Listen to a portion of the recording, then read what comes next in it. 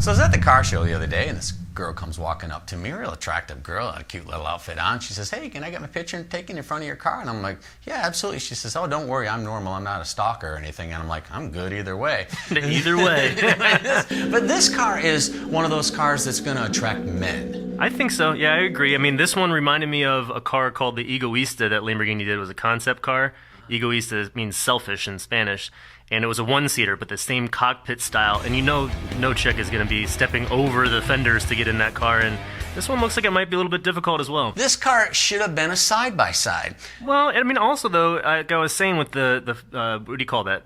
The inline cockpit area. Yeah. I mean, if Patrick gets scared while I'm driving, he can always reach up and hug me, you know? So it's Tony, just... I've already told you before, I'm already married, but thanks for asking.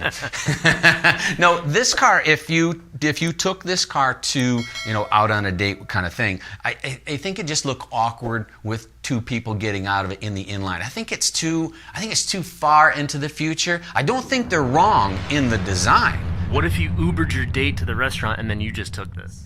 I like to do that already because the way I drive, she just complains the whole way. But no, I think that it's really forward thinking. Yeah. And that's the thing is, there's nothing wrong with the inline cockpit design. We're just not used to it yet. Yeah, I agree. That's just really like the center driving position in a McLaren. I heard that's really, really strange when you go to first drive that. I got a chance to sit in one of those, and it really is strange. It's odd. You sit in the car, and it's just wrong. It really doesn't feel right. And I mean, I'm used to driving, full body cars, but when you get into even just an open wheel car where you're sitting in the center of it, mm-hmm. It's still awkward because you actually feel like you're part of the car. Yeah. You're not on the car, driving the car. So once again, these guys are on top of it.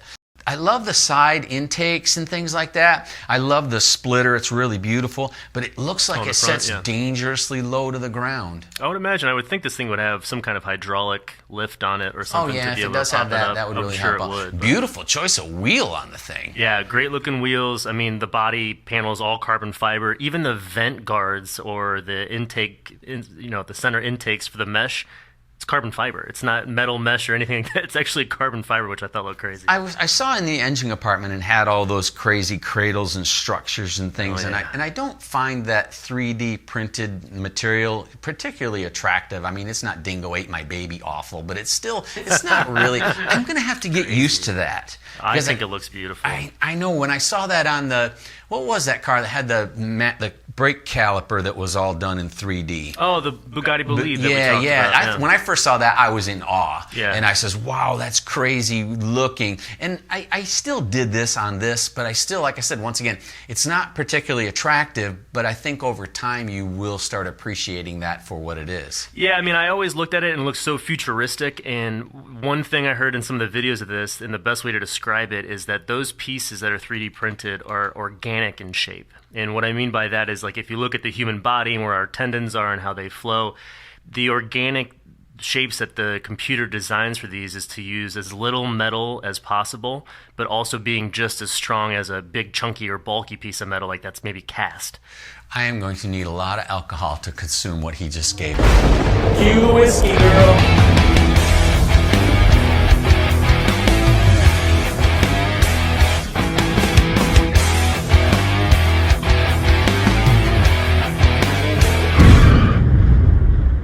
This is a 2.9 liter twin turbo V8 making 950 horsepower. And let's talk about this red line. Well, I was really surprised because like I said, once again, never heard of these guys before, and they're showing up with stuff that's this insane level of quality. This thing spins 10,500 RPMs at horsepower peak. It's got 11,000 usable RPMs. Red line, yeah. It's a 32 valve engine, but that's impressive that you're building your own engine. But even more impressive, 7-speed sequential box. They built that themselves too. Wow, that's crazy. You don't hear about that. And I was wondering what this motor's based on, like if it's a Ford motor or a block or something. I'd love to see the layout on it. It's probably similar to the 458 Italia Cosworth design, because that's probably one of the best 4-valve layouts that there is out there. So it's more than likely something along those lines. The electric motors still bother me. I mean, we already have 950 horsepower. Yeah. It's got a 100 horsepower kinetic motor in it that runs off for the drivetrain for the rear wheels, and then it's got a pair of 150s for the front. Right, yeah. And the 150 for the front is just, and it's, again, the EV part of it, it's not there to get miles per gallon or get you around the city on just electric. It's to help the gas motor and put more power down. But could you imagine this car, and I know it's fast because the way that it is right now, it already beat a Senna at Laguna Seca by 2 seconds a lap. Now that's a Senna. That's crazy. Yeah, and that's 2 seconds at Laguna Seca. That's a minute 25 lap. That's not 2 seconds on a 2-minute lap. Yeah, That's a huge statement. And had they not done that, I would have been scoffing at this car. Yeah. I would have said, oh, it's probably some ill-handling beast and etc. But on a minute 25 track to be 2 seconds a lap faster than a Senna, that's really, really wicked. Well, check out some of these stats just about like 0 to 60 in 1.9 seconds. I think that's the first time I've heard something under 2 that's going to be a production road car. Right. 0 to 100 in 3.5. And the thing I like about this, because this is an American car, the owner, or sorry, obviously the guy who owns this company was saying that 8.58 second quarter mile. And he's like, because, I grew up drag racing on the streets and stuff, or on the track, of course, but 8.58 seconds, that's insane. That really is, and that's the reason for the electric motors, for him to get his quarter power mile time, down, because that's absolutely going to be a major contributor to that. I still am impressed by it in overall that they got 2,000 pounds of downforce with this thing. Yeah, they were saying 1,090 horsepower and 1,090 kilograms, but curb weight. It looks like a high downforce car. I mean, there's a ton of canards in the front. It's got a killer spoiler in the back. The way that they laid that out with it, it's got a flowing look to it. That's the track package. Oh, actually. really? Yeah, that's really impressive. High downforce, yeah. I think that they really need to go to like more of an active aero on something like that, because at 200 miles an hour, there aren't a lot of 200 mile an hour corners. You might want to have it so it's at least got active aero, so it backs the downforce down a little bit for the higher speeds. I think that would really even help it achieve an even higher top end speed, because I don't think it needs to have all the suspension used up at 200 mile an hour, because honestly, a ton of downforce is going to really use your suspension up. Yeah. Do you hear an alarm going off?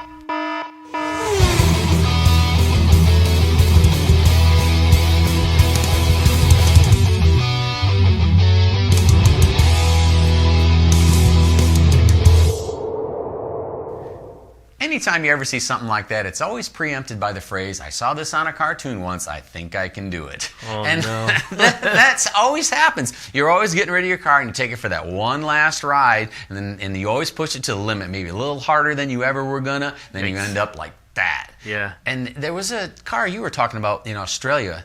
Yeah, the F40, right? Yeah, it was. It was an F40. Guy took his F40 out and did the same thing. Man, don't take that last drive, folks. But it makes you wonder if it was like the wife saying like you need to get rid of this car, and they're like, yeah, I'll totally get rid of it. Yeah, oh yeah. You end up getting it buried in the car. And speaking of buried in the car, I told my wife, I said, man, this car here that we're talking about, I told her, I said, this car is so stunning. I said, I'd love to be buried in this car. And she said, you go get the car, I'll go get the shovel. But this car is absolutely geared towards men, and I get that, but I really think that if they did a side-by-side cockpit version, the car would still be just as attractive. It may lose a little bit of top-end speed because it's got a little more frontal area, but I think that they really hit it on styling, because I look at the car all around. I love it from every side. Yeah, I mean, from everything from those elegant taillights that they have on it to the wheels like you had mentioned earlier. I mean, but I think I was just thinking about it now, if you were to make this a side-by-side, it'd start looking more like the Dallara. But the Dallara is, once again, form follows function. Car, yeah. It's a great shape. The Dallara absolutely works, and it's a Dallara. It's going to work. Yeah. Right. So I like that. I do like the fact that it's got those big, giant side intakes, because a lot of these cars you look at and you go, there's no way that car draws in enough air to keep itself cool that can do more than 2 laps around the track. Right. It's got a lot of vents on it. It's got a lot of ways to pull air in and get heat out. Mm-hmm. So that impresses me. Yeah. This thing has a 2.9 liter, 2.88 V8 32 valve. I can't imagine this doesn't sound absolutely amazing, and it's at 950 horsepower. It weighs to about 2,900 pounds, and me being the racer, I'm thinking light. 950 is plenty of power. Right. take 300 pounds out for the front electric motors and the kinetic energy thing. You're going to knock couple $100,000 off the car. What does this thing cost? Starting at 1.7 million before options. So and now there's a lot of options. Yeah. So now you've got a $1.5 million base car, and I mean this thing is running with everybody. It's got 950 horsepower for 1.5 million. Mm-hmm. That's similar numbers to what the Scion's has and my SVJ that I love so much. Yeah. I mean you're right in that same ish ballpark, and I mean 1.5 million is a lot of car for this. I mean, it is, and you got to start thinking too. I mean, I always take it into account, what else could you be getting for that money? And this is a brand new car. They don't really have that much of a reputation established. I mean, they're coming out of the gates hot. But you talk about reputation. I remember when I was a younger kid, I went over to pick my buddy up in my Camaro, and he's climbing in my car. I just got the thing, put a new cam in, it was all ready to go, and I'm thinking, I'm already betting $20 he's going to wet his pants. And his mom comes running out and says, "Oh my God, you get out of that car. You ain't riding with that James boy." And I learned about reputation, how it precedes you. And their biggest problem is that they don't have a reputation. Yeah, but all the technology that they're going in, and I mean, even that front bumper, as we had discussed earlier, behind that is a modular piece of aluminum that they 3D print. Inside of it, just like that bolide, was it the control arm? That was Oh, yeah, you're right. That was so light. Yeah, that push rod. But it's so structurally sound because there's like a honeycomb weave that's also 3D printed inside of it. They have an X-ray machine that they X-ray these parts to make sure that the honeycomb setup inside of it, or waffle, whatever you want to call it, is actually structured properly after it's printed. So there's a lot of technology that's behind this thing, and they've been thinking that some of these bigger car companies are already doing, such as Bugatti and others. They're doing that now. So, I mean, coming out of the gates with that type of technology, it blows my mind. Yeah. All right, it's time. I hear a squealing noise.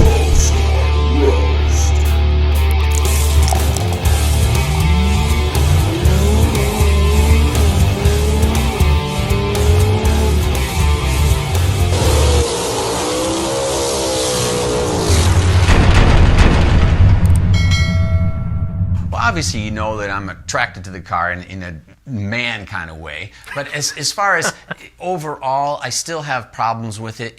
As far as I'm going to have to give this thing 2 separate ratings. But before I get to that, there was one thing that I did read about these guys is that they're pioneering this is artificial intelligence that actually designs this car. It actually calculates how much material to use and the types of material to use on the whole thing. And they were given a project from a major car manufacturer, said, "Hey, can you pull 5% of weight off this piece and still maintain its same structure and structural rigidity?" And they were able to pull 20% of the weight off the same piece. Wow. So that's what I'm looking at this car. It's a 2,900 pound curb weight car with all that electric stuff on it. Now we're probably looking at a 300 pound lighter car. It's probably a 2,600 pound car. Now we're in Pagani's Zonda weight. Yeah, and Pagani's on a price. Yeah, so now I'm like, these guys they might be So coming in close. and eating some people's lunch. Yeah. You were talking about the exhaust at lunch. What? Yeah, the exhaust, speaking of lunch, the exhaust is pretty cool. It's the tip it has an X exit.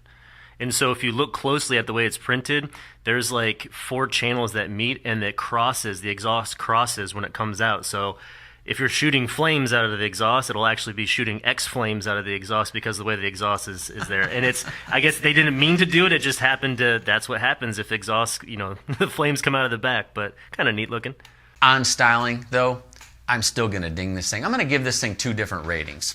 Okay. I'm going to give it my rating for being an incredibly good-looking man's car, and then I'm going to give it my wife's rating for, hey, I'm not going to ride in that thing. So if somebody said, hey, this is your car, where are you at? This car is a solid, one of my highest numbers ever, 90. Wow, design? For design and styling, this car is really, really stylish. Wow. My wife, though, would say it's, on a good day, probably a 70. So I'm going to give it an average that's still really high of an 80.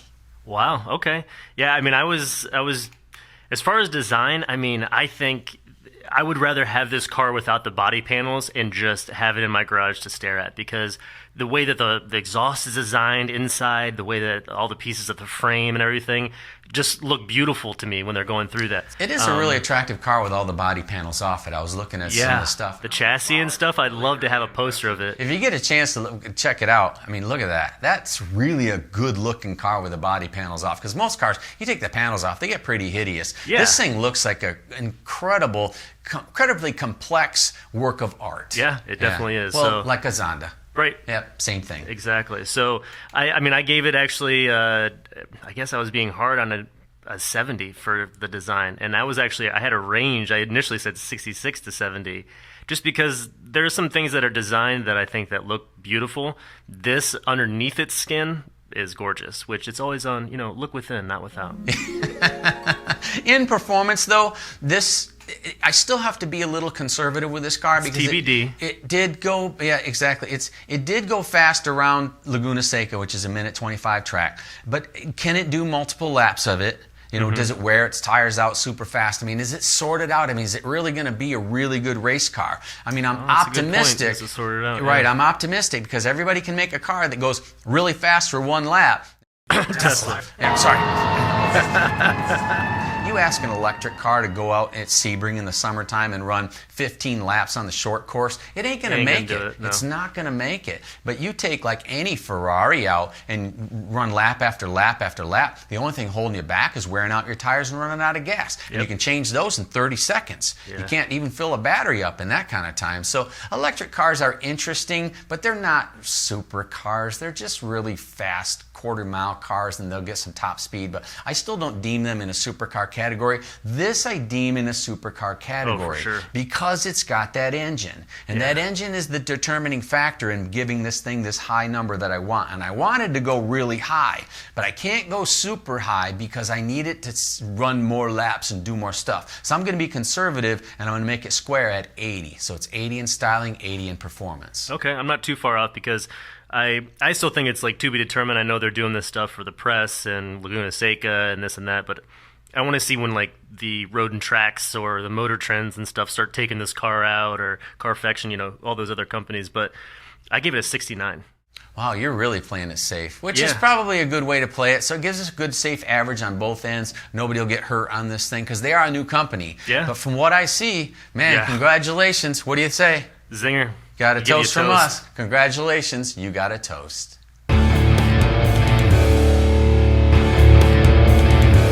Well, thanks for watching. Be sure to like and subscribe. And you know what they say, if you have an opinion that's different than ours, keep it to yourself.